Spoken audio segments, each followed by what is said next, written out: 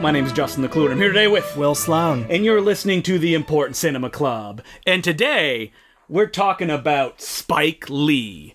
And he probably would not be happy with us having this discussion, because we're just two middle-class white guys. We're very well aware of this. Sure. All right, so let's jump in. Spike Lee. Why is he so angry? As most of the people who aren't cinephiles would probably say, because everyone knows who Spike Lee is. Yes. He's the guy that's vocal, that's furious about the way things are going, and that why does he have to be so difficult? He's on TV a lot. As you know, for his whole career, he was saying things like black people can't be racist, which are exactly the kind of comments that tend to get white people riled up. Because they're true. He is the guy that is known as the black director. Like, if you asked anybody, can you name me one black director? They'd go, oh yeah, Spike Lee. Yes, that's true, because, you know, even though he has this career that's very vast, and he's done, you know, he's made The 25th Hour, he's made Old Boy, he's made lots of... The Old Boy remake. Yeah, he's made lots of different kinds of movies, but, like, I can't think of another director who is also, like, kind of more... that has dealt with race as often and as head-on as he has. And when he was in his heyday around stuff like... She's Gotta Have It, his first film, School Days, Do the Right Thing, all the films that would come out around the early 90s and beyond, this idea of a filmmaker going like, the world is racist, angered people, because they're like, no, it's not. Everything is fine. Well, you know, famously Do the Right Thing, not nominated for Best Picture the year that Driving Miss Daisy won. And as Spike Lee said, that did more damage, Driving Miss Daisy winning, than him just not getting nominated at all. Because it's cataloging and rewarding this story that's like, you know, racism, good thing we got beyond it. Yeah. And Do the Right Thing, classic movie. I don't think we have much more to add that hasn't been covered in a million different places. We did discuss it on the Ernest Dickerson podcast. It's a movie where just everything is firing on all cylinders.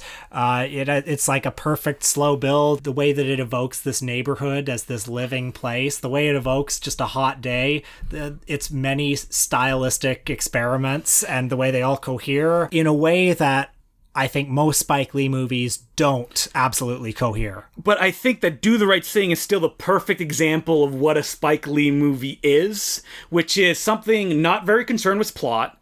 It's concerned with mood and character. It loves the idea of playing with style. Like Spike Lee, out of probably most of the big directors, other than Steven Soderbergh, who famously won over Spike Lee's Do the Right Thing with Sex, Lies, and Videotape, which even Steven Soderbergh at the time said, that's ridiculous. Yeah. Spike Lee is a guy that just...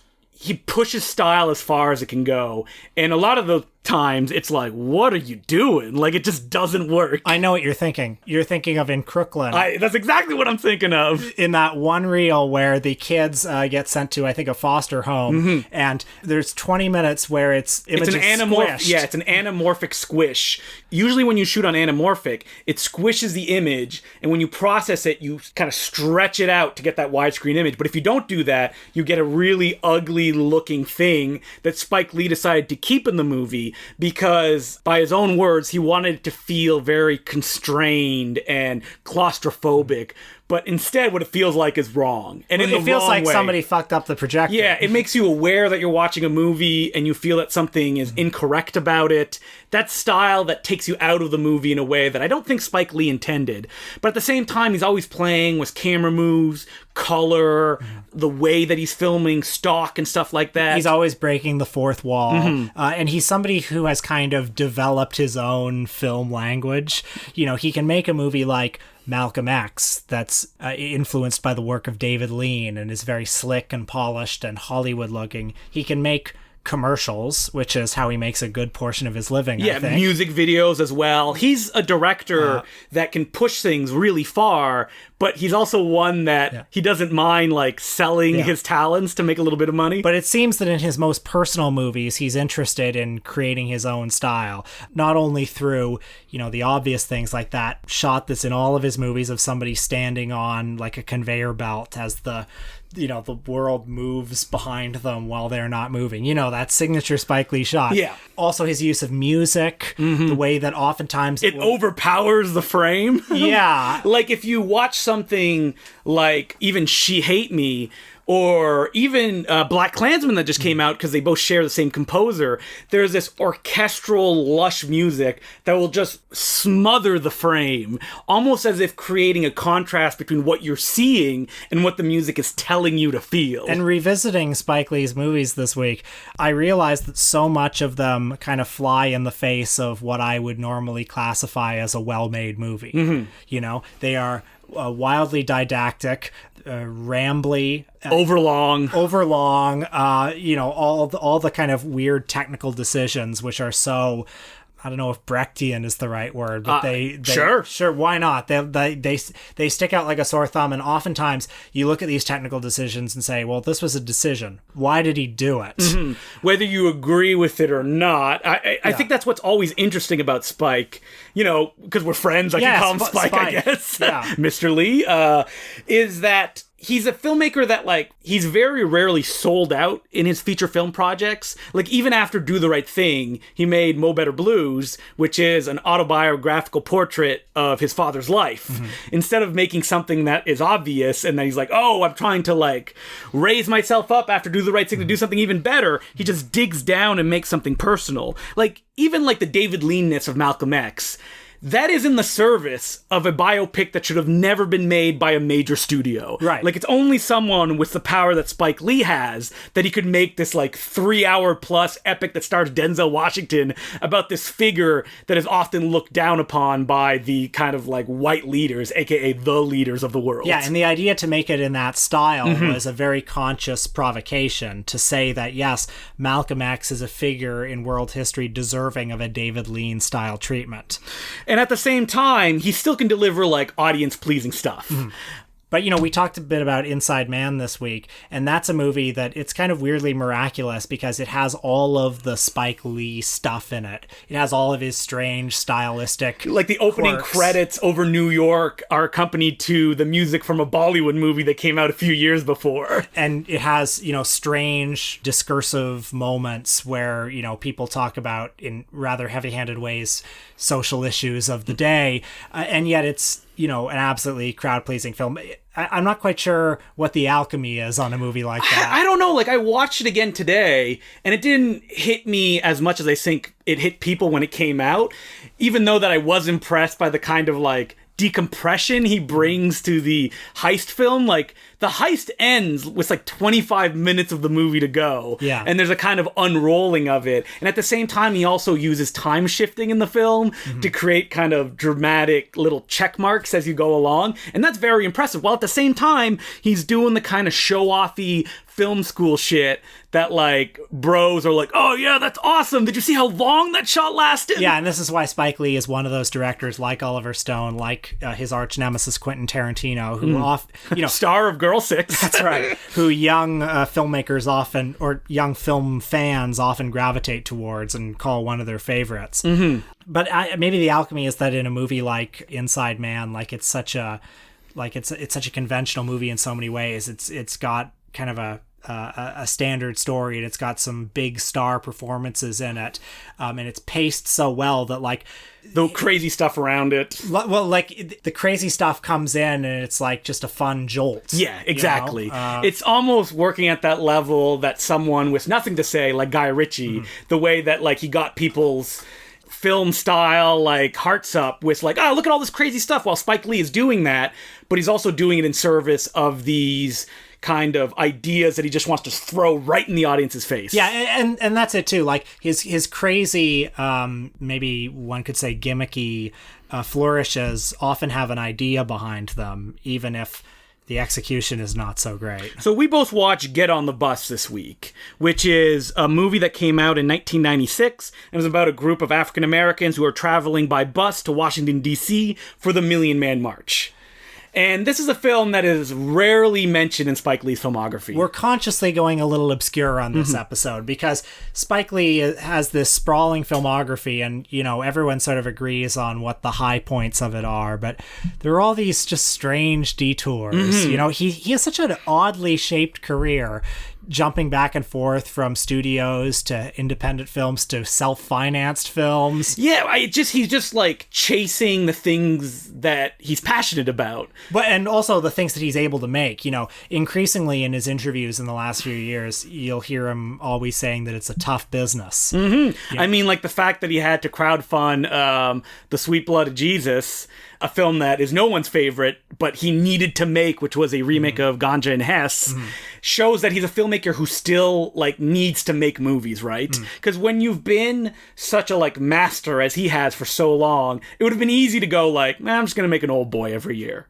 But he doesn't, and that's kind of amazing about him. But there are very few directors who have a career like his where he can make something like Old Boy, which, as misbegotten as it might have been, was a major Hollywood movie, and then make The Sweet Blood of Jesus and make Red Hook Summer, and then come back a couple years later with Chirac and this new one, Black Klansman, which is like doing so well. The fact that he can just do all this stuff, you never feel that like Spike Lee is like, well, I gotta do one for them and then one for me. If you look at his filmography in the 90s, it's just like one for him every time. And it's just a strange career of like, you know, there are peaks and valleys, but there's no kind of like, there's no one arc to it. No, you know? It's all over the place. Yeah. Again, it's like what he was passionate about.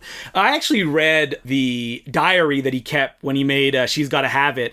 An amazing thing about Spike Lee is that his early movies, up until I think Malcolm X, all have diary books that were released with them. So it's like his thoughts, his feelings while these movies were being made. And She's Gotta Have It, you see this picture of a guy who's like, I just want to make one movie a year. That's all I want to do. I just want to go and be able to follow like whatever's exciting me and just deliver it. And he's successfully been able to do that every single year that he's been a professional filmmaker. I've read his Malcolm X book, actually, which is interesting because like that was such a troubled production with him, you know, struggling with the budget every step of the way and, you know, fighting to be able to direct it instead of Norman Jewison. Oh my God. Eventually having to basically crowdfund completion funds from wealthy black celebrities like I don't know, like Michael Jordan and Bill Cosby and other people. And that was in a film as well that people were like whistling on the street to like keep them from being able to like get a good on-set audio. Oh yeah, like he was being threatened by Farrakhan when he made that film. Which is interesting because Get on the Bus is about a bunch of men going to the Million Man March Farrakhan convention. This is a film that I was hoping that it'd be even like more in your face than it is, because I thought it was actually pretty conventional in its structure. It was pretty conventional, but also, again, so much of this movie sort of flies in the face of what I associate with being like a slick, well-made movie. Well, it's a film that's a lot of it is shot on like mini DV. Yeah, he's always doing weird things like that, like shifting back and forth between 35mm and mini DV, and you see it in this movie and you kind of think, why? I mean, it looks neat. Yes. I'm sure he could probably explain it to us, but as viewers, I'm just like, what? Like, why are you doing this? Because it does feel like it's all just thrown in there. Yeah. And I mean, this film tackles so much stuff, like the role of a father and son, the place of a gay couple within the context of the black community. Yeah. You know, why would a black person be a Republican? Yes. It's like pretty much every issue facing the black community circa 1995 is addressed in this movie. And, you know, it follows maybe 12 or 13 people on this bus as they have these very didactic, rather contrived conversations with each other. It's like kind of one confrontation after another, you know, where they're like Socratic dialogues almost, Yes. you know? But I gotta respect Spike Lee for taking that kind of approach with this stuff. Because, as we said at the beginning, like, who is the one black director that you know? It's Spike Lee. So he could either be just an anonymous person making movies, or he could be confronting this stuff head on and just throwing it in your face. Well, like, Get on the Bus didn't happen this way by accident. No. Like, it's not a naturalistic movie, but it's not intended to be a naturalistic movie. It's Are like, any Spike Lee's intended to be naturalistic films? No, like it's a movie that's actually about like saying these things And how important it is to actually acknowledge these things that you just live from day to day ignoring. I found it kind of a dated movie. Yes. I mean, there are ways in which, you know, obviously many of these issues are evergreen, but so much of it just felt like, you know, But, like, did it feel 90s dated stuff. when it came out? When, like, I this don't think stuff was so. important? Yeah, I don't think yeah. it did either. And Spike Lee has always been a director that it feels like he's working in the moment. Yeah. Like, his movies are meant to be watched now and to be experienced and discussed now. And if you look back on them, they look a little bit like time capsules because he does push things so far. Like, even Get on the Bus has these crazy moments of over-the-top, like, someone gets tossed out of the bus in slow motion. Yeah. And, like, Spike Lee almost never feels like he thinks, like, maybe I shouldn't have this over-the-top flourish. He's like, oh, yeah, let's just go into it. And it's a movie with so many topical references, like OJ is brought up so many times. I mean, if we're talking about movies that are topical that Spike Lee made that weren't popular when they were released and don't really get talked about that much now, let's do Bamboozled. Well, Bamboozled is getting talked about a little bit more lately. It is now, yes, because it literally looks like a reflection of what's going on now. You know, Bamboozled, I think it looks most like a reflection of, like, maybe kind of what was happening in the mid-2000s. That whole wave of post-political correct comedy, like South Park and Borat. Yeah, but it's almost a reflection, again, of, like, what's happening now on stuff like Twitter or social media of people being like, oh, I'm saying these bad things because I'm being ironic or it's a joke, when in reality it's just kind of perpetrating it. Or just, like, knowing how easy it is, put aside, like, the irony people, like the alt-right, it's so easy for them once they have permission to... I'm not putting those ironic people on the side, I'm bringing them right in. Yeah. Because don't you think Look, I feel so seen is what I'm saying, Justin. Sorry. I didn't mean to put you under a spotlight. Is that, like, we didn't even talk about what Bamboozled is. So it stars Damon Wayans in a career-defining performance as, isn't his name Pierre Delacroix? Exactly that. Where he plays a black TV executive who all of his ideas for TV shows get turned down by the racist gatekeeper. Racist. The gatekeeper is played by Michael Rappaport, basically playing himself, I think. Ignorant, racist. Kind of a jive-talking character, inspired perhaps a little bit by Quentin Tarantino. And in fact, there is a line in the movie when Michael Rappaport says, Tarantino is right, Spike Lee is wrong, the N-word's just a word. And so...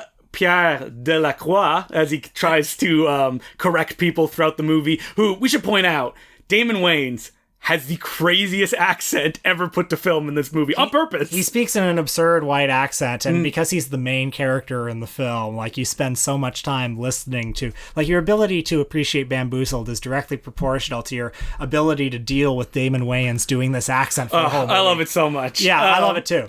So, Damon Wayans decides to, in the classic The Producer style, make a show so offensive that it will force the studio to fire him, and he can go get work somewhere else.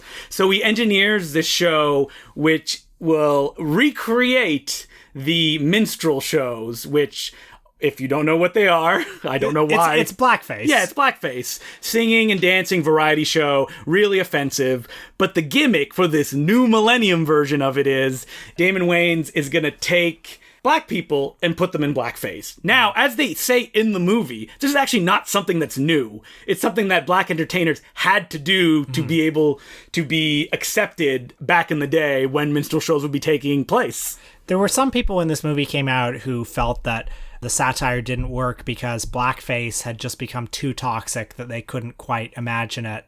I could easily imagine something like this. So could I. Yes. Because it's black people, putting blackface on, like that gives you permission to laugh at it, right? Yeah, like it's ironic, so it's okay. If they're in on the joke, then we can be in on the joke as well. And so this movie, of course, has that memorable scene where the whole audience, puts on blackface, and there's that one Sicilian guy who's... Yeah.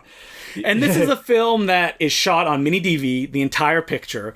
This idea of blackface is rooted in, like, the past, right? When you think of the blackface, you think of, oh, well, that doesn't really exist anymore. Like, we see old black and white movies of that. Or also modern day, like, Hollywood pictures. Or, just like... Ted Danson going to the Oscars. Or, just like frat guys at parties. Yeah. But by putting it under the kind of sheen of mini DV, it, like, grounds it in the now. Like, look at this. Like, this is technology that has been created only a few years ago, and blackface is on it, and people are enjoying it. Yeah.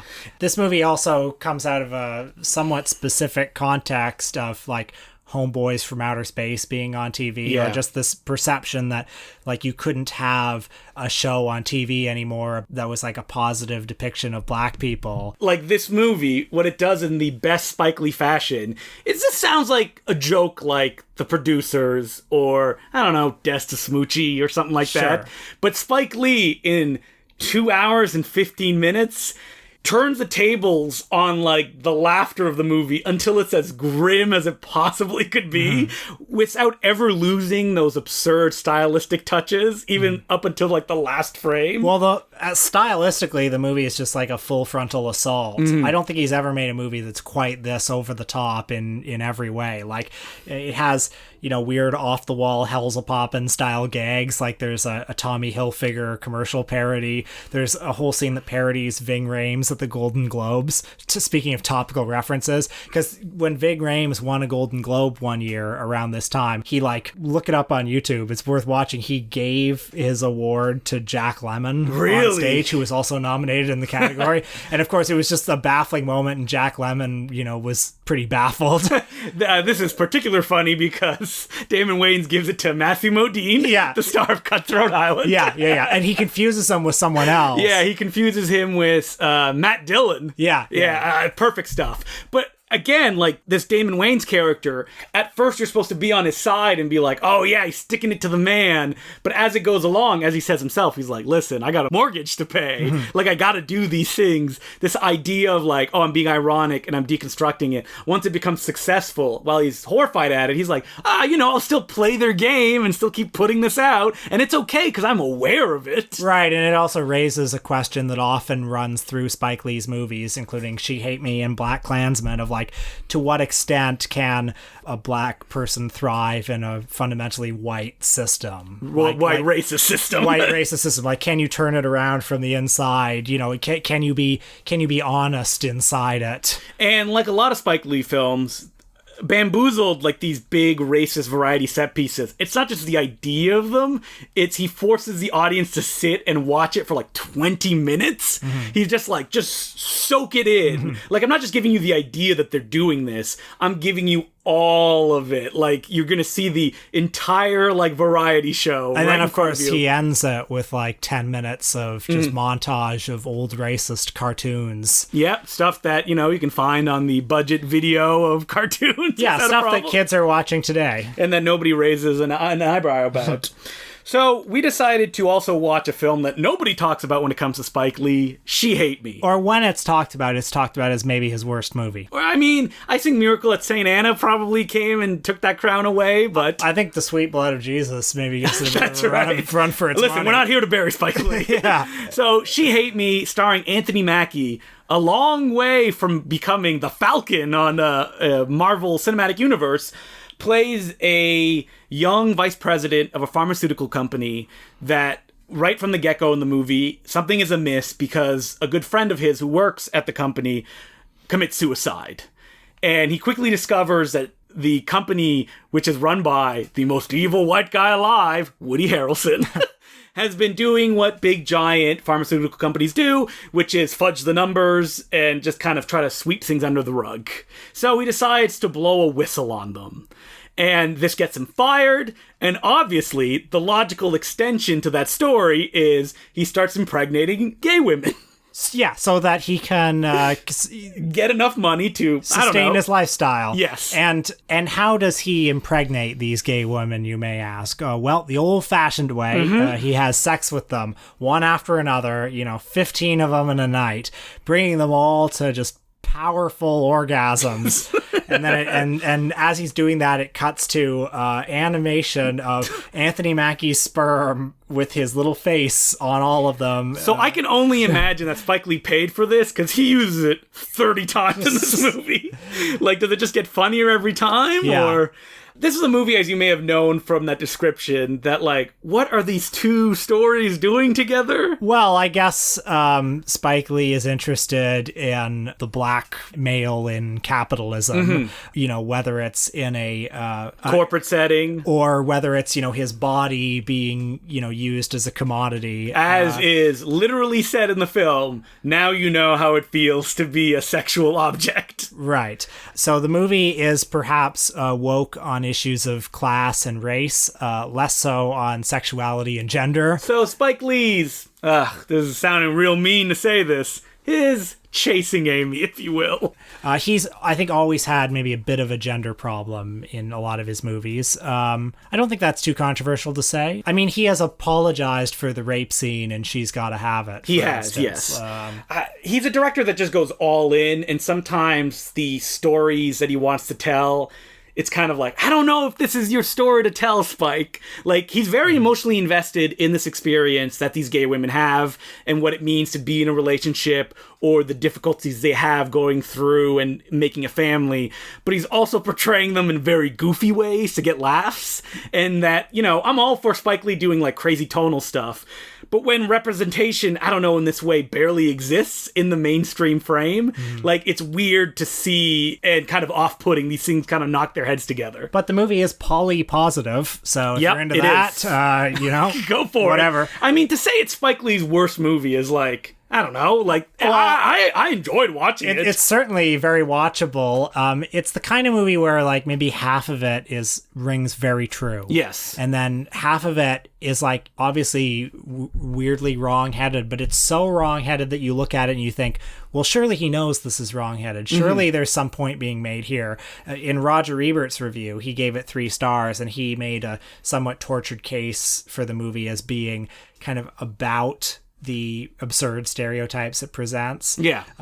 So like the classic "I meant to do that" defense. Like it's all satire. Like in addition to what we said, the movie has just an absurd number of subplots. There's like a crime subplot. Yeah, John Turturro plays the father of one of these gay women, Monica Bellucci. He's like barely 5 years older than her in real life. But I was so confused when this crime subplot was introduced. He plays a mafioso. There's a subplot with Jim Brown as Anthony Mackie's father with diabetes. It's barely addressed. It comes up, they touch on it a little bit, and then it's dropped by the end of the film. There are other subplots, and just tonally it goes from just like... It's very interested in the guy who was a security guard during the Watergate scandal and keeps going back to this idea of the main character in She Hate Me, he's that guy. Like, he discovered this, but he will be destroyed by it. Yeah, like whistleblowers are always the ones who end up paying for these crimes. All the other people in Watergate went on to have very comfortable careers, but the security guard who found them was fired. Yeah. Or, even, years later, who's the person who ended up bearing any responsibility for the Iraq War? Well, it was Chelsea Manning. This is perpetual. So on that level, I like this story element, but both of them mixing together, I'm like, Well, it's like, I guess he's trying to shock you. He's trying to outrage you. He's trying to reach you on some like very primal level, and he's doing it partly by shifting so radically between tones. Like, there's really goofy comedy, there's very soapy melodrama, there's, absurd, like almost like sketch comedy satire in the film. It has a hilarious happy ending where you're like, huh? Like, when you're watching this movie and the story is Anthony Mackie impregnating all these gay women, you're like, well, how will this be dealt with? Like, how will his life go on? And spoiler warning, it's, he'll just stay friends with them, I guess. And I think if the movie has a failing, it's that, even though it's obviously a crazy out there experiment putting all these clashing elements together, I watch it and I think, that's really weird that all those clashing elements are together. They really don't work together. Yep. And you know, how successful is that really if that's what I'm left with? Well, right? he was able to do it, and it's on screen, and you're watching it, so is that a victory in of itself? I mean, it's pure Spike Lee. And this is a movie that came 2 years after The 25th Hour, another one of Spike Lee's, like, mainstream hits. Yeah. So it's almost as if he's reacting to The 25th Hour, which was, like, an adaptation of a very well-received book, which is about post-2011. And it's about white people as well. Yes. And, you know, you'll notice that critics... They like the white people Spike Lee movies. Well, not just critics, like lots of people, like... The white people. You can kind of sense, like, just a sigh of relief when people can say, oh, well, the white people are actually good in this Spike Lee movie. Like, you can see it with BlacKkKlansman a little bit, frankly. Which is crazy. Haven't you sensed that? Yes, yeah. I have. And again, like, there's so many good white people movies out there. Like, why do they have to be good in Spike Lee movies? Well, it's because Spike Lee is such an uncompromising public figure in so many ways. Like, some white people find him very hectoring, and I think they find it a relief when a movie of his comes along that has those nice people. white people in it. Like, yeah, it's interesting. Because I've brought up Spike Lee to a few people, and they've gone like, ugh, yeah, man, why is he so, like, angry all the time? And it's like, he's got fucking good reason to be angry. He should be angry. Yeah, he should be angry. And the fact that anger has not, like, diminished at all is great, I think, because he's still making those movies, even though it's getting harder and harder to do so. Because, like, something like Red Hook Summer, which was... It kind of heralded before it came out as a return to form, that, like, oh, he's going back to Brooklyn, and he's actually going to have his character from Do the Right Thing appear in it, and the lead from She's Gotta Have It is in it as well. But then he gives you this image that's kind of ugly with non-actors, the kids in the main lead, and it's also not what people wanted. They want something comforting. They want Do the Right Thing, and you know, Red Hook Summer was raked over the coals when it came out, and I can understand why people did that, but I love the thing that people hate the most about it. The crazy twist. Yeah, so there's a crazy twist. Actually, I think what people hate the most is some of the acting. But. Yes, I mean, yeah, it's very rough. But they hate that twist. No one can mention the movie without going like, what the heck happened? And I think that like a lot of the reviews felt the twist was a betrayal. Yeah. And that's exactly what Spike Lee was doing, which is he's like, look, these are difficult figures, but I'm going to get you to like them over an hour and a half. And by the time you like them as much as you're going to like them, I'm going to say, well, you didn't think about these people? Like what they could have done? Like these people that you like and are endearing? Look at this evil thing that they did in their life. And then the movie never even like deals with it or solves it. It's like, this is what it is. And I think that, you know, Red Hook Summer is great for that. But then again, those stylistic things, people don't like it. Well, I think Spike Lee is running into some of the same troubles that a lot of, you know, independent mid-budget auteurs of his ilk often face. The money just isn't there for the sorts of movies that he wants to make anymore. Yeah, he wants to make a modern-day adaptation of Lysistrata set in Chicago. Why won't people just give him the money to do that? I mean, he's lucky that he got in there at Amazon, you know, during the gold rush, back when, you know, Crisis in 6 Scenes was getting greenlit for $80 million. $80 million. Yeah. That's insane to me. But, you know, hopefully BlacKkKlansman, I don't think it did, like, the big business that any studio would hope, but it did business. Yeah. And it did get talked about a lot. So I think that his next movie, which I am 100% certain will be insane and that people are going to find very difficult, he'll get the money to be able to make it. I hope so. So, and I'm always interested in what he's up to. Yeah, me too. I can't say I find all of them successful, but even the unsuccessful ones. But he's still making stuff like She's Gotta Have It. He did the TV series, which he directed most of for Netflix, and he did the first season, and he's still doing the second season. So just like the commercials and the music video he does, he has no problems going, yeah, I'll work for Netflix, and I can do what I want to do. So we've still got Spike Lee. As per usual, you can send us letters at importantcinemaclubpodcast@gmail.com. No letters this week. I guess our Asylum episode just bowled people over so much that they're like, they said everything there is to say about the Asylum. Did we get any letters from the Asylum? Let me check. No. No acknowledgement at all? No like, no retweet, no nothing. I guess I was pretty down on them. Yeah, you were really down on them as I struggled to like shed some kind of other perspective than, they're terrible. Frankly, you didn't like them that much either. Listen, I want them to contact me. Maybe they're like, well, listen to the next episode after this one. See if they bring us up again. Something I admire about you is your eagerness to like movies. I do. Even their movies. I was thinking about this a little while ago, which is like, people always say, oh, it's always better to like a movie than dislike a movie. That's not true for everybody. Some people would love to have a shitty movie just so they can have a good laugh, but not me. I want to like it. I want people to do well. But most of the time, in the case of Asylum, I'm just left sad, disappointed, and without any Twitter mentions or retweets. Too bad. Again, that's importantcinemaclubpodcast at gmail.com. Mr. Asylum. On the Patreon this week, we discuss Black Klansman, the 1966 Ted V. Michaels movie. Woo! And we also talked about Spike Lee's Black Klansman a little bit. Sure. We did both of them into one amazing package. By the way, we hit our Patreon goal, so pretty soon we're going to be doing that exclusive commentary for an important film for both of us. Yes. An important film in our friendship, I think. Absolutely. Yeah. I think the first time you said that we were ever in the same room together. We were probably in the same room other times. In fact, I know we were in the same room other times, but the first time that we spoke. That's right, yeah. So that'll be dropping soon, as soon as me and Will can find a free moment. Yeah. Which will be difficult when TIFF starts, because, man, I got myself an industry pass. Oh, man. So, keep, I don't know, your ear to the grindstone for all the hot reviews of movies like, I don't know, Damien Chazelle's First Man. What are the popular movies coming out? Yeah, I don't know. Death of a President. Fahrenheit 11/9.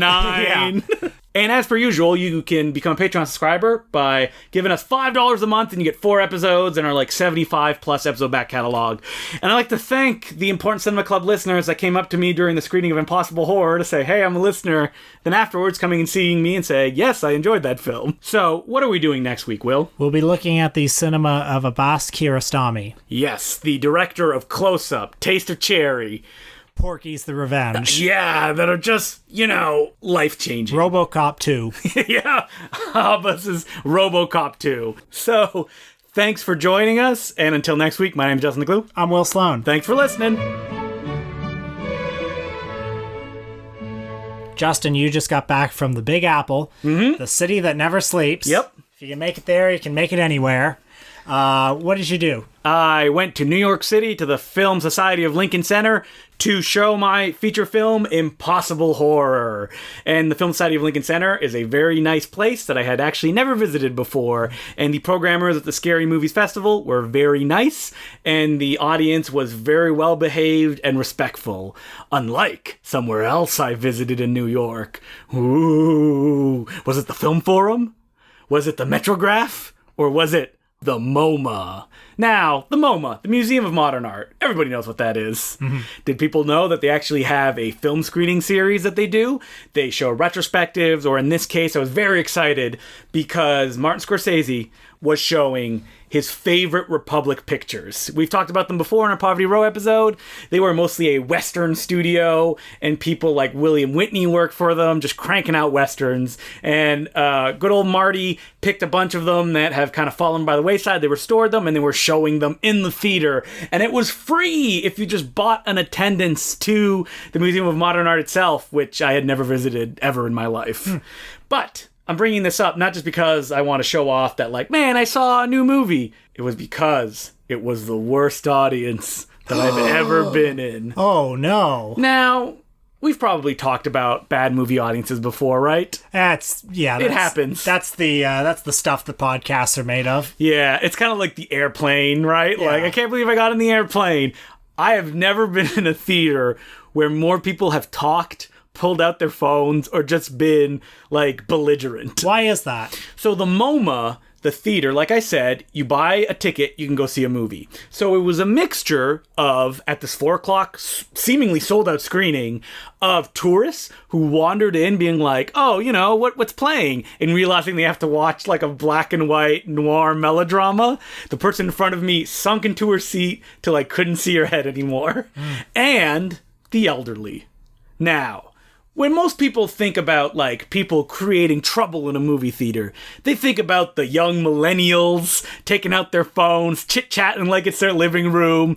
but we know who the real enemy is. Oh, it's absolutely the elderly. If you go anywhere where the elderly congregate, whether it be a symphony or an opera or anything like that, a cell phone will always go off. A cell phone, the same ringtone, went off 3 times during this movie. Yeah. And finally, someone came in, tapped the woman on the shoulder who was behind me and said, "I'm sorry, ma'am.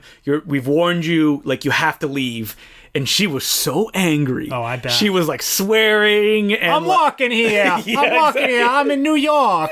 And I was like, but your cell phone went off 3 times. Unbelievable. Like, what else is there to do? Like, I'm one that I will politely tap people on the shoulder and say, listen, please turn off your phone. Most people are so mortified by that because they think that they live in their own bubble and like, oh, I'm holding it close to my chest so no one will see it. People are naturally afraid of authority and they don't like being in trouble. Yeah, exactly. So they calm down. But not the elderly.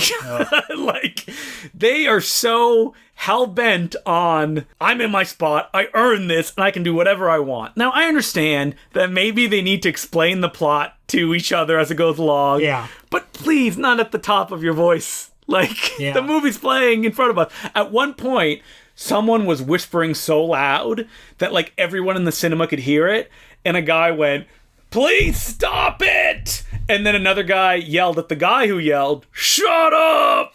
Like, well, I'm it's sorry. like a vicious circle. Sorry you had a bad experience. Never going back to New York. Well, I've been looking at that MoMA Republic Pictures retrospective longingly from, hundreds of miles away. Last time I was in New York, I went to the MoMA and had a great time. Oh, really? What'd you see? I saw like a perfect double feature. I saw Plan 9 from Outer Space on 35 millimeter. Wow. 35 millimeter. When was Justin. that? Last January. Okay. And then following that, the new restoration of Police Story. Wow. What an afternoon. So, was it filled with the elderly? Plan 9 from Outer Space, I would not say that it was filled. I'm surprised it wasn't like a bunch of cat callers and like MST3Kers who seem to be the funniest person in the room. No, I would say it was like, some boomers in there. Okay. Who were polite. And then Police Story, very well-behaved audience. A raucous audience, you would say. And you know what? I don't want to paint the over 60 baby boomers with the broadest of brushes, but just most of them. They're bad people. They destroyed the world. They voted for Trump. Yep. All these floods and heat waves, mostly their fault, right? Yeah. And their cell phones go off in the movie theater. Why can't they turn them off?